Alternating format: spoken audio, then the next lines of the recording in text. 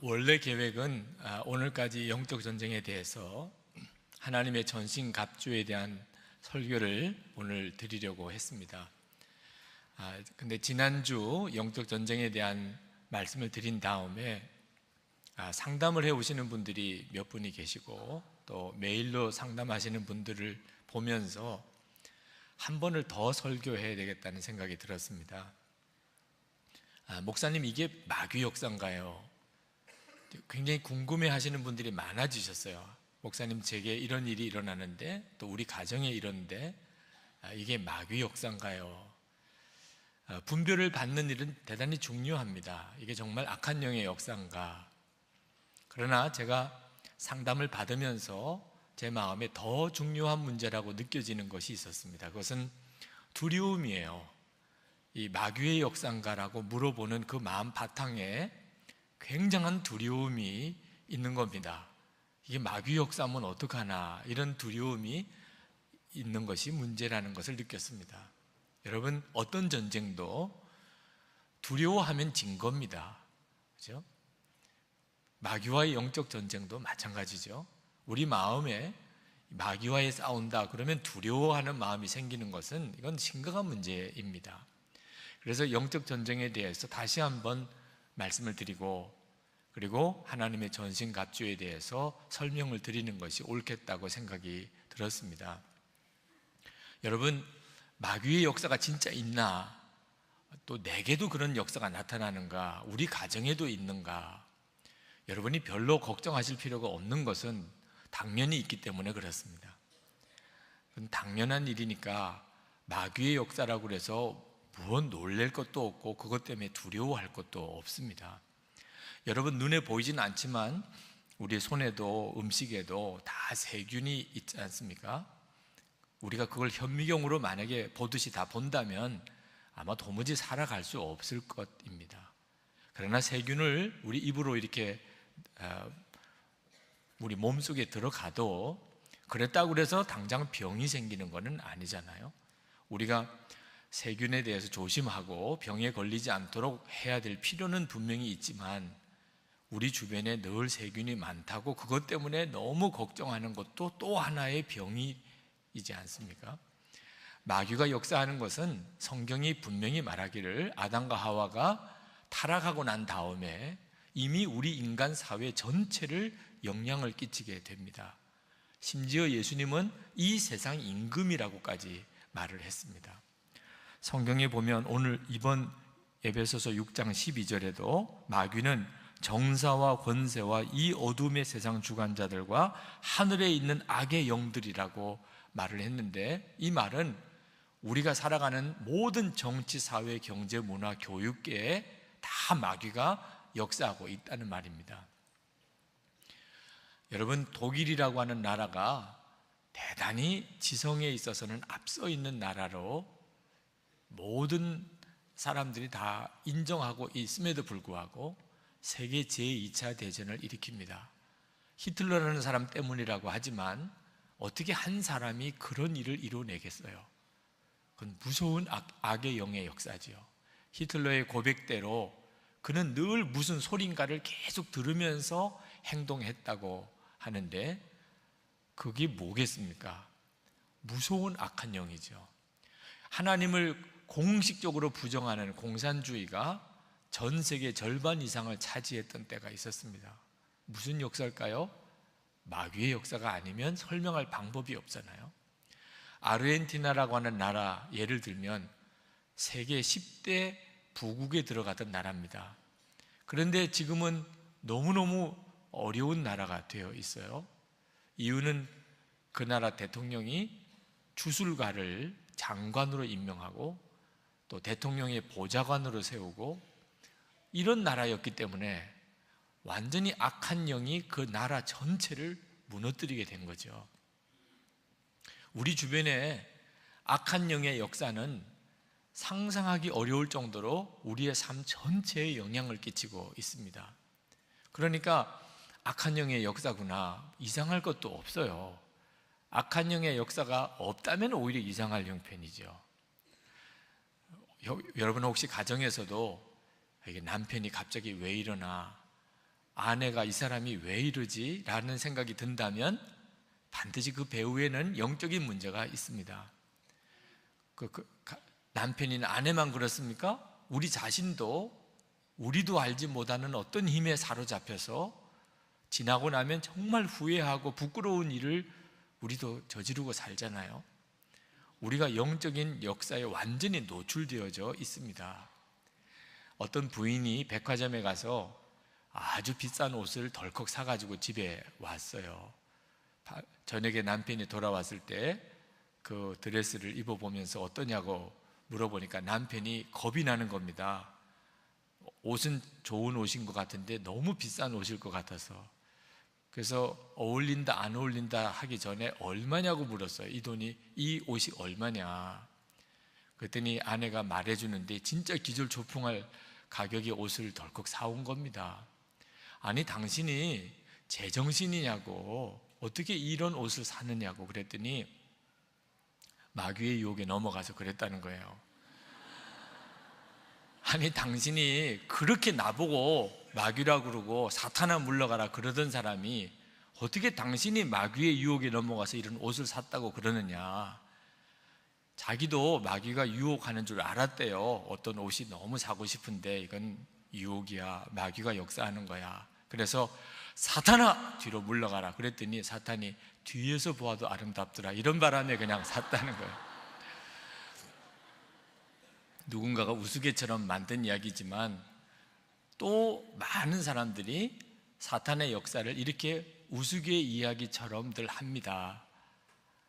마귀의 역사를 두려워하지 마라 그런다고 그래서 또 마귀의 역사를 이렇게 우스갯거리처럼만 여기는 이것도 아니에요. 정말 마귀의 역사는 우리에게 있어서 매우 심각한 문제를 불러일으킵니다. 오늘 그 문제에 대해서 다시 한번 분명하게 우리가 알고, 그리고 하나님께서 우리에게 주신 마귀와 싸울 때 준비해야 될 전신갑주에 대하여 말씀을 드리려고 합니다. 흔히 많은 사람들이 마귀가 역사한다 그러면 귀신 들린 현상을 생각하거나 또는 핍박이 온다고 생각하거나 또는 무슨 실패가 오거나 몸이 병들거나 가정에 분란이 일어나거나 이런 문제에 대해 생각해요. 그래서 이런 일이 마귀의 역사냐 이렇게 묻습니다. 물론 마귀가 그런 일을 통하여 역사합니다. 그렇지만 마귀가 진짜 노리는 것은 우리를 괴롭히거나 우리를 실패하게 만들거나 고통스럽게 하는 문제가 아닙니다. 마귀가 진짜 원하는 걸 알아야 돼요. 그게 무서운 거예요. 마귀가 정말 우리에게서 원하는 것, 우리에게 하려고 하는 것, 그걸 뭔지를 정확히 알지 못하면 그러면 결국 마귀에게 다 속습니다. 나중에 가서 이제 모든 것을 알 수 있게 될 때 내가 평생 마귀에게 완전히 눌려 지내고 그리고 마귀에게 넘어져서 살았던 것을 나중에 가서 알게 됩니다. 마귀는 여러분들이 건강을 원하는 것도 아니고 여러분이 무슨 실패하게 만들려고 하는 것도 아니고 무슨 여러분들에게 귀신 들리게 만들려고 하는 것도 아니고 마귀가 진짜 여러분에게 원하는 것은 하나님께서 여러분에게 주신 신령한 복을 뺏어가려는 거예요. 여러분, 우리가 얼마나 놀라운 하나님의 은혜를 받았는지를 우선 알 필요가 있습니다. 하나님께서 당신의 독생자 예수 그리스도를 십자가에서 죽게 하시고 피 흘려 죽게 하시기까지 우리에게 주시려고 하시는 것이 있어요. 여러분, 이건 정말 알아야 하죠. 하나님께서 도대체 우리에게 무엇을 주셨나요? 예수님이 십자가의 죽으심으로 인하여 우리에게 주어진 축복이 뭔가요? 에베소서 1장 3절에 하늘의 모든 신령한 복이라고 했는데 우리가 다 아는 내용입니다. 그것은 우리의 모든 죄가 사함을 받은 거예요. 예수님이 십자가에서 보배 같은 피를 흘리심으로 우리의 모든 죄가 사함을 받은 겁니다. 그리고 지옥에 갈 수밖에 없는 우리가 천국에 가게 되고 하나님의 자녀가 되고 그리고 예수님께서 우리 마음에 오셨어요. 성령님이 오셔서 우리 눈을 열어 예수님을 바라보게 해주시는 거죠. 이건 상상할 수가 없는 축복입니다. 이런 은혜를 예수 그리스도 안에서 우리가 받았어요. 그런데 마귀가 우리가 그런 복을 받고 사는 것을 정말 원하지 않는 거예요. 마귀가 진짜 우리에게서 노리는 것은 하나님이 예수 그리스도 안에서 우리에게 값없이 주신 이 엄청나고 놀라운 은혜, 축복을 완전히 뺏어가려는 겁니다. 우리가 예수님 안에서 하나님의 축복의 자리에 서게 됐어요.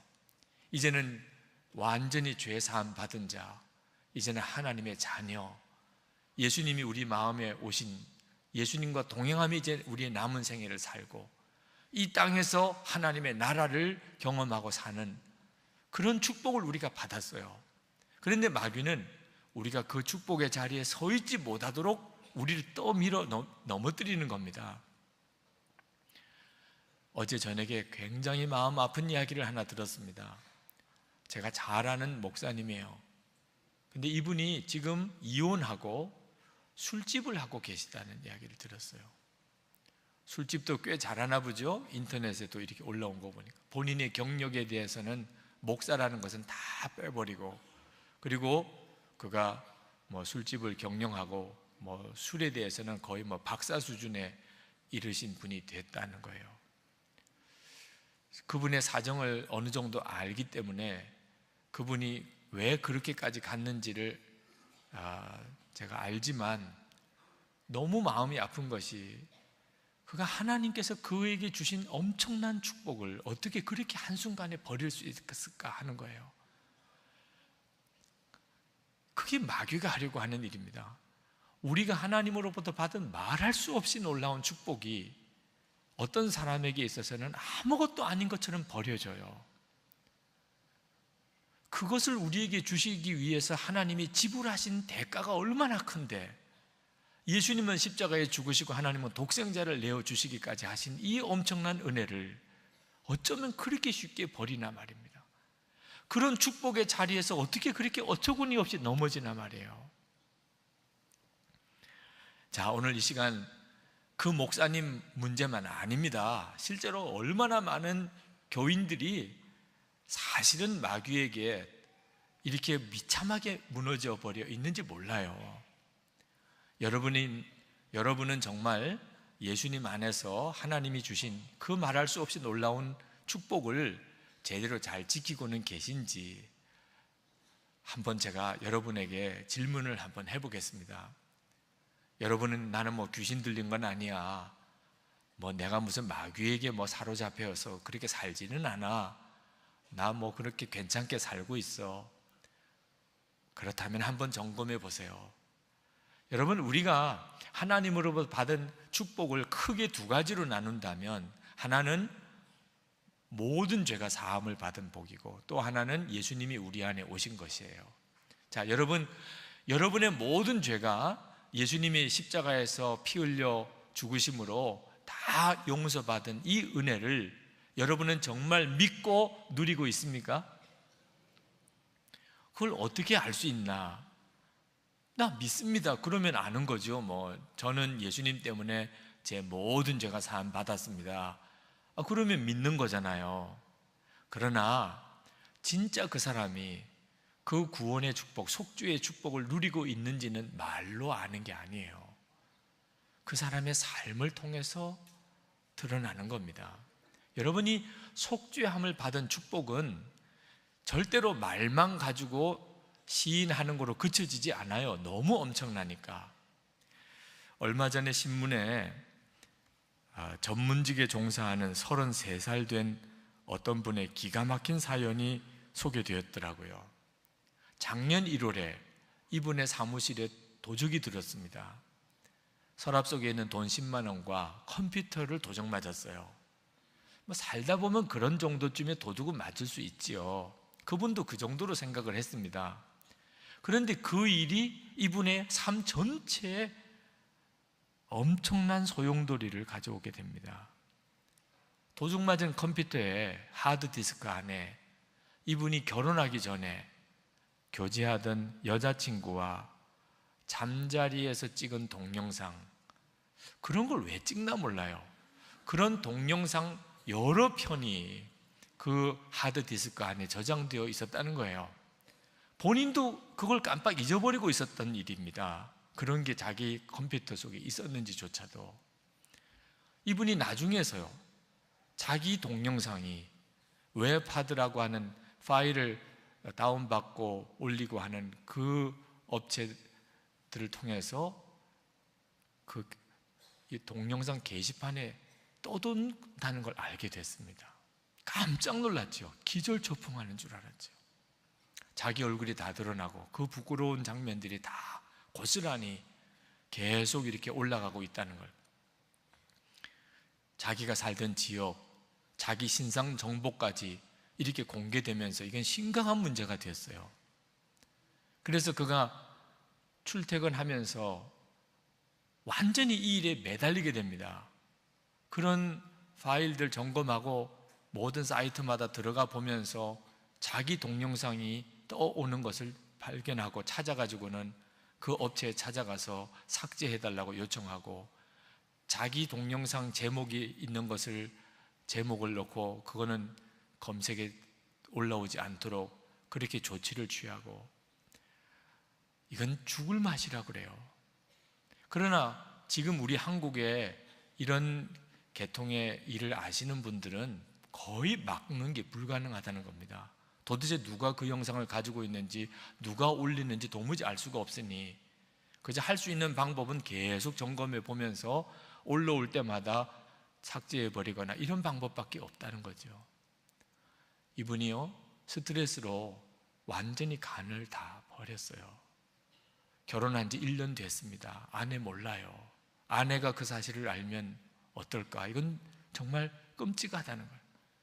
자기들 조카들이 있는데 다 이제 10대가 되는 조카들, 이 아이들이 요즘에 이런 음란 동영상에 다 노출되어 있잖아요. 혹시 조카 중에 누가 어이구 삼촌이네 이러면 또 어떻게 해요? 생각만 해도 잠이 안 온다는 거예요. 그 사람의 사건을 쭉 읽으면서 죄가 얼마나 무서운 것인가, 나만 알고 있는 은밀한 순간에 그것이 영상으로 남아서 만약에 존재한다면 이건 끔찍한 일이죠. 근데 여러분, 이 사람의 문제만입니까? 우리 모두의 문제예요. 우리의 삶은 다 그렇게 기록되어 있습니다. 내가 잊어버렸을 수 있지만 그렇다고 해서 없어진 게 아니에요. 하나님이 알고 계시고 마귀가 알고 있고 허다히 많은 증인들이 다 알고 있어요. 여러분, 여러분의 삶의 모든 것이 언젠가는 다 드러난다면 지금 사는 게 사는 것이겠습니까? 죄는 그렇게 무서운 거예요. 죄를 짓기는 한순간이지만 그 죄값은 정말 죽음인 것이에요. 그래서 죄 사함을 받은 축복이라는 게 얼마나 놀라운 것인가 하는 거예요. 우리의 모든 죄가 다 씻어지고 하나님도 기억도 하지 않으신다는 이 십자가의 속죄의 은혜가 얼마나 놀라운 축복이냐 말이에요. 우리가 세상 사는 동안에 돈도 벌어야 되겠고 건강도 해야 되겠고 성공도 해야 되겠고 이런 일들이 다 복이라고 하지만 속죄의 축복에 비하면 아무것도 아니에요. 내가 모든 죄가 사함을 받았다, 그것도 예수님의 십자가의 보혈로 내 모든 죄가 사함을 받았다는 것을, 그게 뭘 말하는지를 정말 알고 나면 정말 감격과 감동으로 사는 거죠. 그 신문에 났던 그 사람이 모든 자기의 영상이 다 사라지게 되는 일이 만약에 일어난다면 그는 얼마나 그 일로 인해서 정말 감격하고 행복할까요? 우리가 그런 은혜를 받았어요. 어떻게 이런 일이 일어날 수 있겠어요? 우리의 죄가 어떻게 그렇게 정말 눈과 같이 희어지는 역사가 일어날 수 있겠냐 말입니다. 예수님의 십자가의 은혜로 되어졌어요. 그것을 정말 깨닫고 믿고 아는 사람이라면, 사실 말입니다, 좀 내가 경제적으로 어렵게 살고 내가 몸이 불편하고 가정적으로 좀 힘들고 아무 상관없어요. 내 모든 죄 다 씻어진 것만 가지고도 하나님 정말 저 아무것도 저 소원이 없어요. 하나님의 은혜 충분해요, 하나님. 그렇게 할 만한 일이에요. 그리고 또 하나가, 누구를 도대체 내가 탓하고 정죄하고 판단할 수 있겠어요? 내가 하나님으로부터 그런 은혜를 받았는데 내가 누구 죄에 대해서 이야기하고 정죄하고 판단할 수 있겠냐 말이에요. 누구든지 다 용서하고 어떤 사람도 다 사랑할 수 있는 마음이 저절로 일어나지 않겠어요? 그러니 여러분, 나는 예수님 때문에 내 모든 죄가 사함을 받았습니다, 나는 그걸 믿습니다 라고 한다면, 그게 진짜라면 여러분은 여러분 주위에 있는 모든 사람과 화평하십니까? 모든 사람을 용서하고 사랑하고 계십니까? 여러분이 진짜 속죄의 은혜를 정말 누리고 마귀에게 빼앗기지 아니하고 산다면 그건 여러분의 사랑과의 관계가 말해줘요. 모든 사람과 화평해요. 내가 판단하고 정죄할 사람이 없어요. 내가 그런 은혜를 받았으니 나도 다른 사람의 죄를 덮어주고 씻어주는 것이 그냥 마음으로부터 소원이에요. 여러분, 만약에 내가 여전히 많은 사람과 관계가 깨어지고 내 주변에는 왜 그렇게 나쁜 사람이 많으며 문제가 있는 사람이 많은가, 그렇게 살고 있다면 나는 속죄의 은혜를 벌써 잃어버린 거예요. 마귀가 무섭지요? 겉으로는 믿는 것처럼 착각하게 만들어요. 그러나 실제로는 전혀 속죄의 은혜를 누리고 있지 못합니다. 마태복음 6장 12절에 우리가 우리에게 죄 지은 자를 사하여 준 것 같이 우리 죄를 사하여 주옵시고. 우리가 하나님 앞에 섰을 때 어떻게 할 거예요? 나는 모든 죄가 사함 받은 줄 알았는데 하나님 앞에 섰을 때 네가 모든 죄를 사함 받았다고 정말 믿었다면 너 어떻게 다른 사람에 대해서는 그렇게 정죄하고 판단하고 싸우고 살았냐? 뭐 어떻게 대답을 하실 거예요? 이미 속죄의 은혜 다 잃어버리고 완전히 영적으로 무너진 삶을 사는 거예요. 또 하나, 여러분, 예수님이 여러분의 마음에 오신 은혜는 그것은 정말 믿고 잘 지키고 있으신가요? 예수님 여러분의 마음에 오신 것 정말 믿으시나요? 예, 목사님 제가 믿습니다. 예수님 제 마음에 계십니다. 여러분, 이것도 여러분이 그렇게 고백을 한다고 여러분이 진짜 믿는 게 아니라는 거예요. 여러분이 고백하는 게 사실이라면 반드시 삶에 영향이 있게 되어 있습니다. 말 다르고 실제로 행위가 다를 수가 없어요. 왜? 이 사실이 너무 놀라우니까. 예수님이 여러분 안에 오신 거 사실입니다. 그런데 예수님이 여러분 안에 오신 게 정말 사실로 여러분이 믿으신다면 여러분은 이제는 정말 거룩한 삶을 살게 됩니다. 은밀한 죄가 어떻게 가능해요? 사람 앞에서도 부끄러운 짓은 못 하잖아요. 아무리 내 육신에 유혹이 오고 충동이 있어도 사람들 보는 앞에서야 어떻게 그렇게 합니까? 하물며 예수님이 내 마음에 계신 것을 내가 진짜 이제는 믿는다면 여러분, 은밀한 죄라는 게 어떻게 가능한가요? 어떤 청년이 목사님, 자유행위가 죄입니까? 답을 해 주십시오. 그렇게 게시판에 올린 걸 보았는데 그럼 답을 해드리고 말 것도 없어요. 예수님이 정말 내 마음에 계시다면, 그렇다면 은밀한 죄가 어떻게 가능한가요? 그런데 실제로 내가 예수님이 내 마음에 계시다고 믿는다면서 내가 혈기, 욕심, 거짓말, 음란함으로 정말 사람들 앞에 드러내놓고 하기 부끄러운 삶을 실제로 내가 살고 있다면 그게 믿는 건가요? 완전히 마귀에게 하나님이 주신 이 엄청난 축복 다 뺏겨버리고 영적으로는 무너져 있는 거잖아요. 예수님과 동행하며 사는 이 축복의 자리에 굳게 서 있는 게 아니잖아요. 고린도후서 4장 4절에 보기를 그 중에 이 세상의 신이 믿지 아니하는 자들의 마음을 혼미하게 하여 그리스도의 영광의 복음의 광채가 비치지 못하게 함이니 그리스도는 하나님의 형상이니라.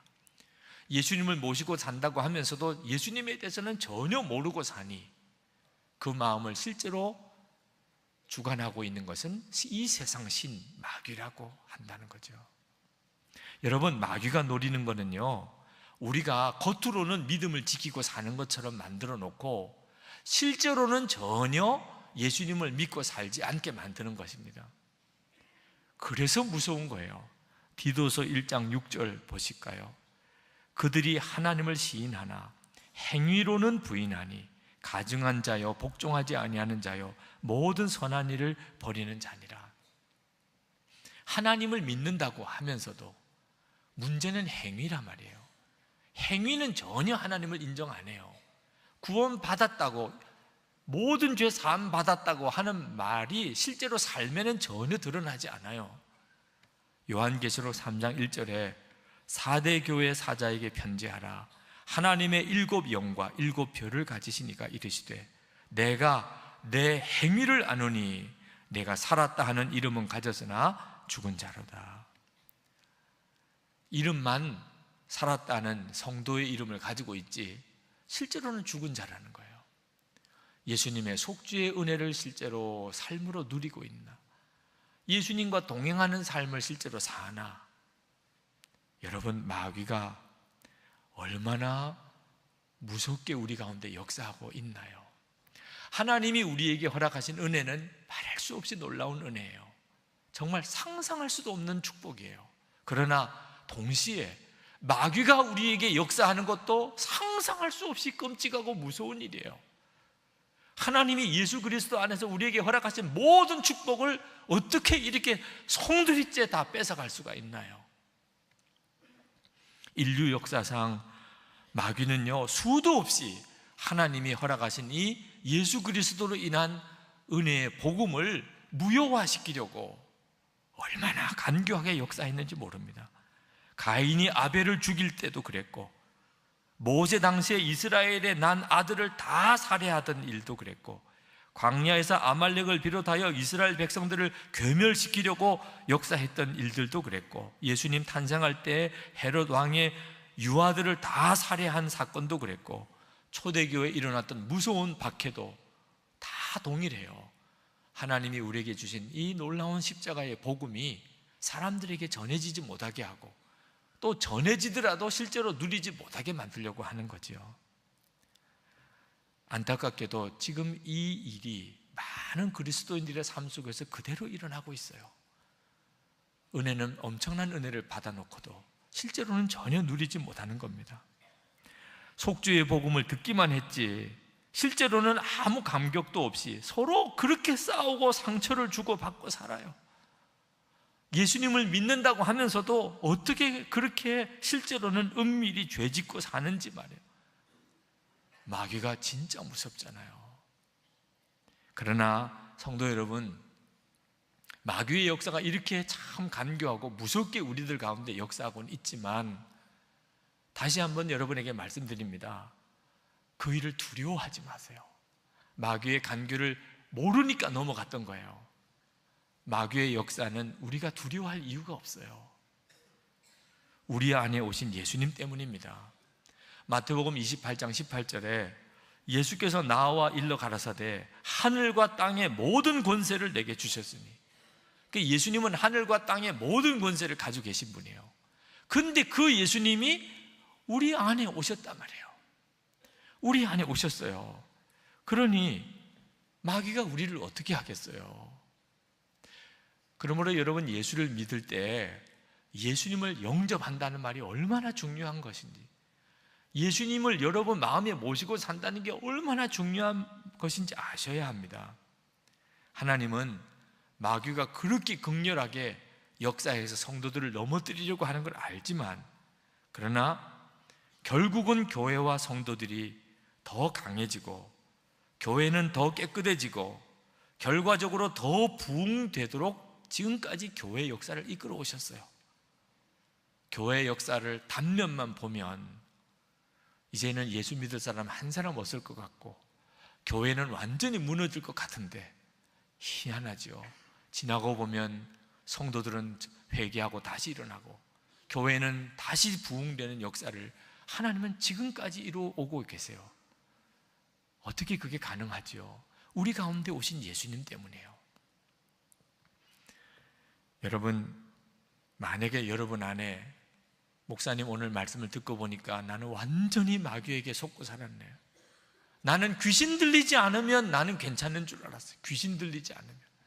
그런데 알고 보니까 속주의 은혜 다 잃어버리고 그 감격 전혀 나는 느끼지도 못하고 가정 안에서 교회인들끼리도 어쩌면 그렇게 나는 싸우고 사는지, 예수님 내 마음에 모시고 산다고 하면서도 나는 여전히 은밀한 죄에 끊어지지 않고, 목사님 나는 그럼 또 이거 어떻게 된 일이에요? 여러분이 예수님을 바로 믿으시면 해결이 됩니다. 그저 교회만 다니는 믿음이 아니고 누누이 말씀을 드리지만 나는 죽고 예수로 사는 그 믿음을 가지셔야 돼요. 여러분, 나는 죽고 예수로 사는 믿음이 하나님이 괜히 우리에게 주신 게 아닙니다. 마귀가 우리에게 근거로 삼고 우리를 넘어뜨리는 게 우리의 육신이에요. 옛사람. 그러니 여러분, 예수님과 함께 우리의 옛사람이 십자가에 죽었다고 하는 게 얼마나 놀라운 복음인지 모릅니다. 하나님이 그걸 다 이루어내셨다는 게 우리에게는 얼마나 놀라운 복음인지. 여러분의 육신은 자아를 여러분이 죽일 필요가 없어요. 이미 하나님이 다 이루어 놓으셨으니까.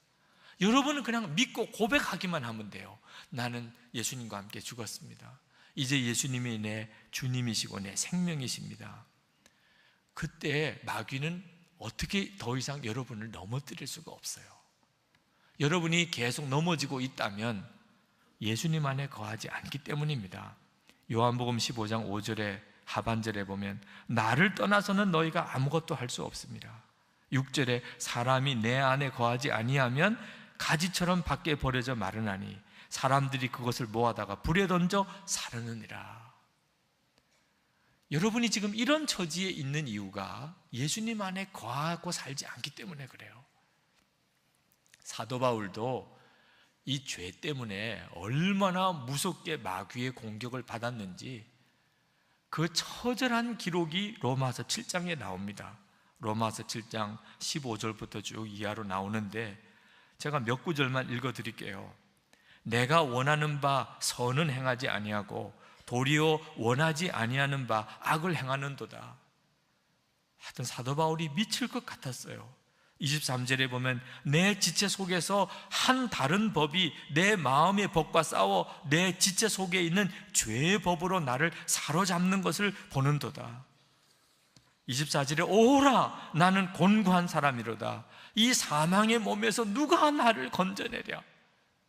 사도 바울은요, 마귀가 사도 바울의 육신을 통해서 사도 바울을 좌절시킬 때 도무지 대항할 수가 없었어요. 그런데 사도 바울은 곧 승리를 노래합니다. 25절에 보면 우리 주 예수 그리스도로 말미암아 하나님께 감사하리로다. 자기의 육신으로만 살았을 때는 자기는 백전백패예요. 그런데 너무나 놀라운 것은 이미 내 옛사람은 예수님과 함께 죽고 예수님이 내 생명 되신 그 믿음으로 사도 바울은 곧 승리를 노래해요. 여러분, 이것이 우리 모두의 경험이에요. 여러분, 마귀와 싸워서 이긴다는 것은 귀신을 내쫓는 것만 아닙니다. 귀신 들린 사람에게 가서 예수의 이름으로 나가라 이래서 귀신을 떠나보내는 것만 영적인 싸움에서 승리하는 게 아니에요. 진짜 승리는 말입니다, 여러분이 그렇게 마귀가 여러분을 흔들어 놓고 무너뜨리려고 했는데도 불구하고 속죄의 감격을 가지고 사는 거예요. 나는 모든 죄가 사함 받았는데 그게 얼마나 놀라운 감격인지. 하나님, 이 은혜 하나만 가지고도 충분합니다. 하나님, 아무것도 다른 것은 원하는 게 없습니다. 여러분이 진짜 그러면 여러분은 굳게 서 있는 거예요. 마귀가 여러분을 공격하러 들어왔다가 열 길로 도망갈 그런 형편에 있는 거예요. 또 하나, 여러분이 항상 예수님을 바라보면서 거룩한 삶을 사는 거예요. 항상 주님을 바라보니까 이제는 옛날의 생활이 더 이상 되질 않아요. 모든 사람들하고 화평하고. 그러면 여러분은 지금 잘 살고 있는 거예요. 여러분은 놀라운 승리를 살고 있는 거예요. 정말 그렇게만 계속하면, 그러면 하나님이 계획하신 일들이 여러분의 삶 속에 놀랍게 이루어지게 돼 있어요. 히브리서 12장 14절에 모든 사람과 더불어 화평함과 거룩함을 따르라. 이것이 없이는 아무도 주를 보지 못하리라.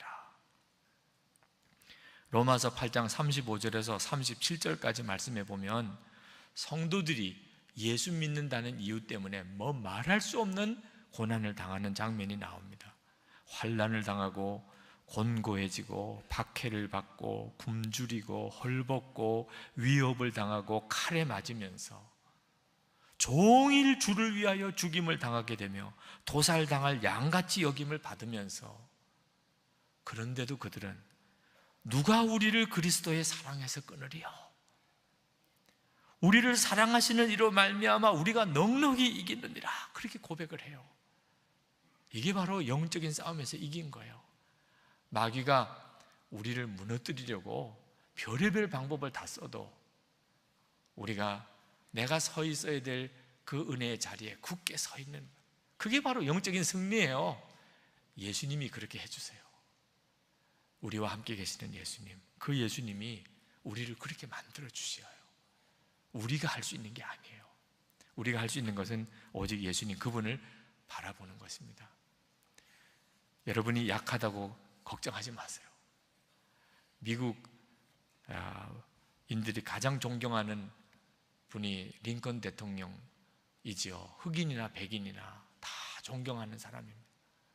그가 흑인 노예들을 해방시켰어요. 근데 링컨 대통령이 흑인 노예를 해방시킬 때 결정적인 공헌을 했던 또 부인이 한 분 계십니다. 스토우 부인이라는 분이에요. 그분이 톰 아저씨의 오두막집이라는 소설을 썼지요. 흑인 노예의 모습과 삶을 너무나 리얼하게 그려낸 소설입니다. 이 톰 아저씨의 오두막집 소설 때문에 미국 안에 사람들의 정서, 여론이 흑인 노예 해방을 시켜야 된다는 쪽으로 다 움직인 거죠. 이 두 분이 노예 해방 이후에 만났어요. 처음 만났습니다. 서로 만나고 싶었지만 노예 해방이 있고 난 다음에 두 분이 만나는 자리에서 링컨 대통령이 스토우 부인에게 이렇게 말을 했어요. 저는 부인의 소설을 읽으면서 이 책을 쓴 사람은 물불을 가리지 않고 덤비는 헤라클레스 같은 사람일 거라고 생각했습니다. 사실 그 정도의 담력이 없으면 그때 당시에 그런 소설을 쓸 수도 없었어요. 살해의 위협을 당하는 일이니까. 그런데 만나보니까 너무나 조용하시고 아주 편안한 분이신 것이라 깜짝 놀랐습니다. 그때 스토우 부인이 대답을 했습니다. 제가 그 소설을 쓴 게 아니니까요. 노예 제도를 보고 노여워하시는 하나님께서 쓰신 것이고 저는 단지 도구일 뿐입니다. 그러면서 스토우 부인도 링컨 대통령에게 소감을 말했어요. 저는 지금까지 대통령께서는 굉장히 무서운 분일 것이라고 생각했는데 막상 뵙고 보니 그게 아니군요. 링컨 대통령도 웃으면서 대답을 했다 그래요. 노예 해방을 위한 거룩한 전쟁은 제가 치른 게 아닙니다. 하나님이 하신 정의와 사랑의 역사지요. 저 역시 하나님이 쓰시는 작은 도구였을 뿐입니다. 여러분이 어떤 자인지, 여러분이 얼마나 약한지는 아무 문제가 안 돼요. 여러분 안에 오신 예수님, 그분이 누구신가가 문제인 거죠. 예수님을 정말 온전히 믿으시고 바라보시기 바랍니다. 마귀는 불과 같이 우리를 하나님의 축복의 자리에서 무너뜨리려고 하지만 걱정하지는 마세요. 그걸 알고만 계시면 돼요. 그리고 항상 여러분 자신을 영적으로 점검해 보세요. 그리고 오직 예수님을 더 믿으세요. 더 주님을 의지하세요. 그 구체적인 방법이 바로 하나님의 전신갑주인데, 그럼 다음 시간에 말씀드리겠습니다.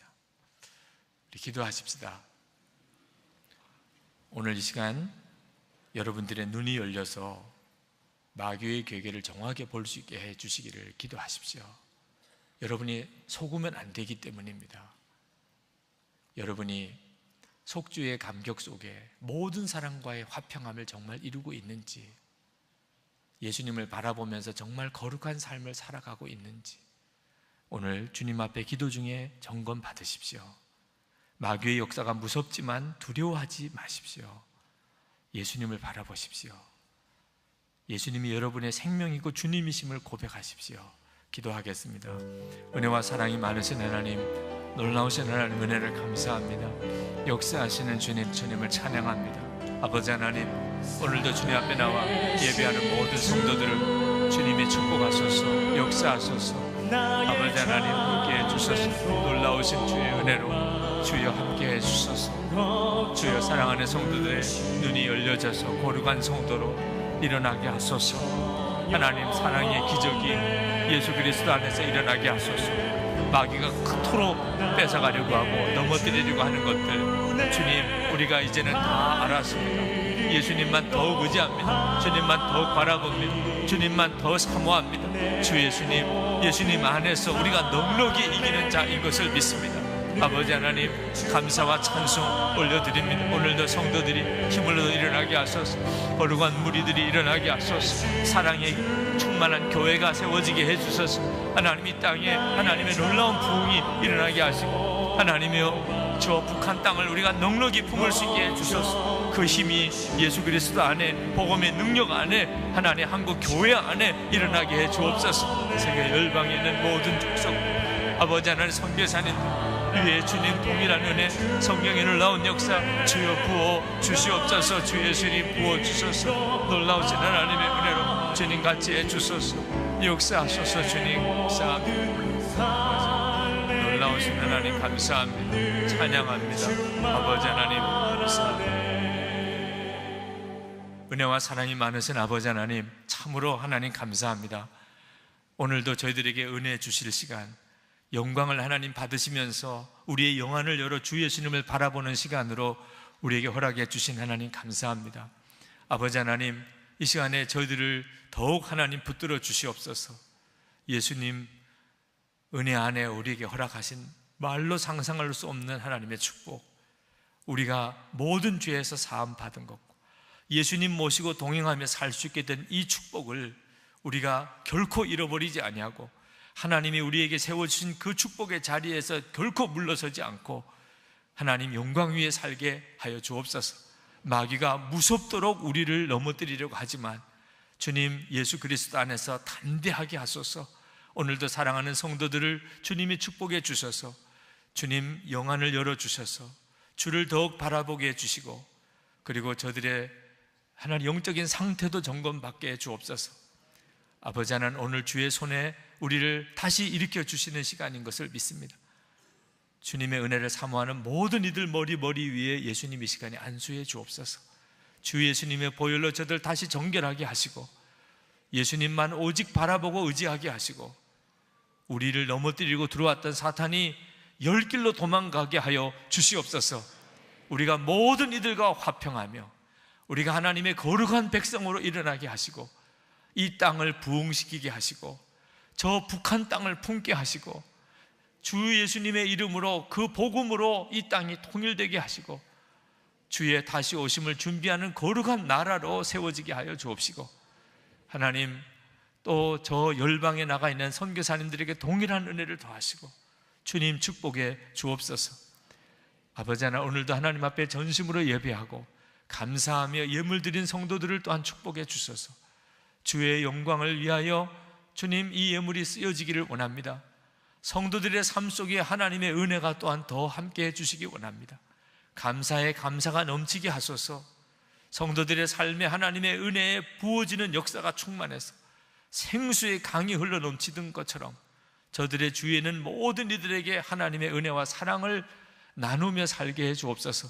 육신의 병을 고쳐주시고, 하나님 가정의 분란과 시험에서 하나님 건져주시고, 하나님 자녀들이 하나님의 영광 위하여 우리보다 더 귀하게 쓰임받게 해 주옵시고, 성도들을 재정의 어려움에서 빚에서 건져주시고, 정말 하나님의 축복의 통로로 쓰시옵소서.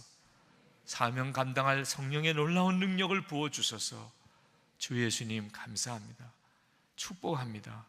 예수 그리스도 이름으로 간절히 기도합나이다. 아멘.